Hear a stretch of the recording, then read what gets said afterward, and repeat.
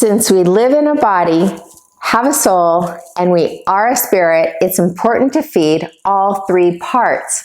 I'm Tanya D., registered dietitian, and this month's theme is have the ability to stabilize body, soul, and spirit. Obviously, we're in a great period of time of change and transformation. So it makes it even more important to be able to be grounded in our center. And our spiritual center is our heart. So God and Christ, or Spirit, is dwelling at the center of our heart.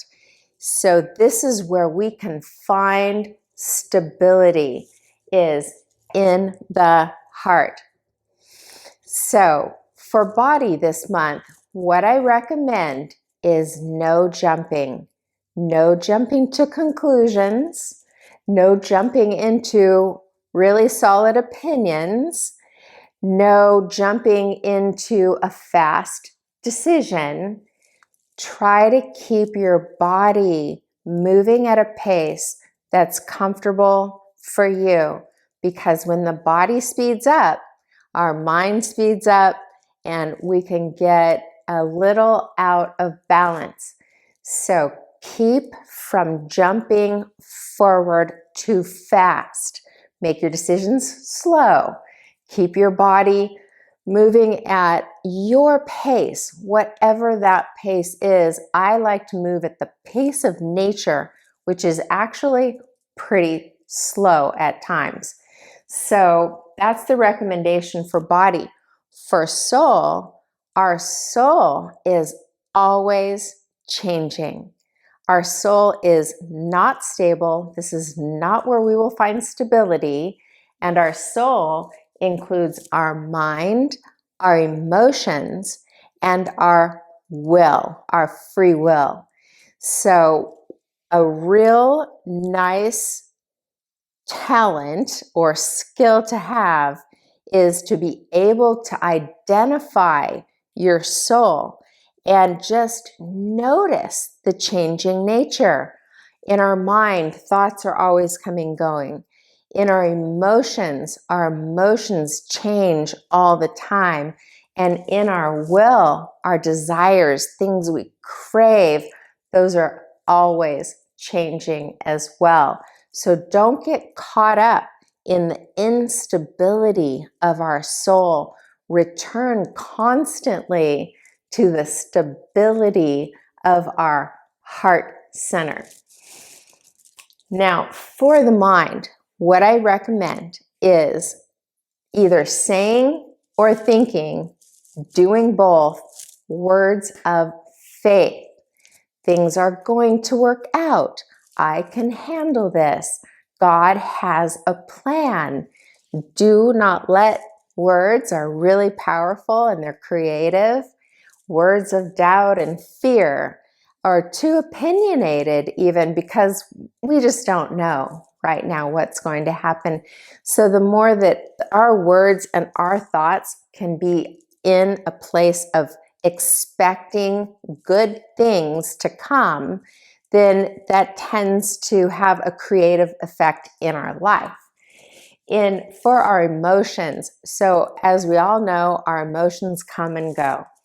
One of the tricks is to ride the wave of an emotion until it dissipates, goes away completely. And if it doesn't go away, then it probably has some deeper message for you in that emotion, trying to get you, our soul tries to get us to learn things that can help us to move forward in our lives. And emotions do that for us. Unfortunately, it's not the most pleasant experience at times, but just ride the wave of emotion, but stay stable in your heart while you're riding out the emotion, and look deep within in your heart into God's consciousness, into His will, to help you reveal possibly what this emotion is telling you. in our will, this is where we desire things. This is the desires of our heart. We can use our will to be creative at visioning our future or the future of the world. So why not spend some time really visioning a positive future, not just for yourself and myself, but for the world? This period of transition, I have heard several different groups of people's opinions, like we all have, but I like that this is a period of transition, that when it all settles down, it's going to be better. There's going to be less judgment, more love, more unconditional acceptance for people. So anyway, hold that positive vision in your own will. Now, for the spirit for this month, I really recommend for everyone, if you haven't done so, is to create an oasis for your spirit. For me, I like to get up in the morning. I have a dedicated space where I can meet with God, I can meet with spirit every single day. And in this space, I do different things. I love devotional chant, I love reading, I love journaling.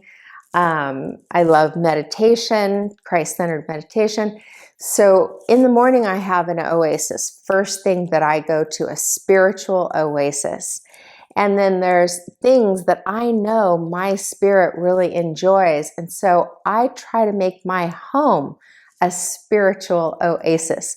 Whether it's in the evening, okay, it's time to go for a walk, it's time to chop some vegetables, it's time to say thank you, what have I learned for the day?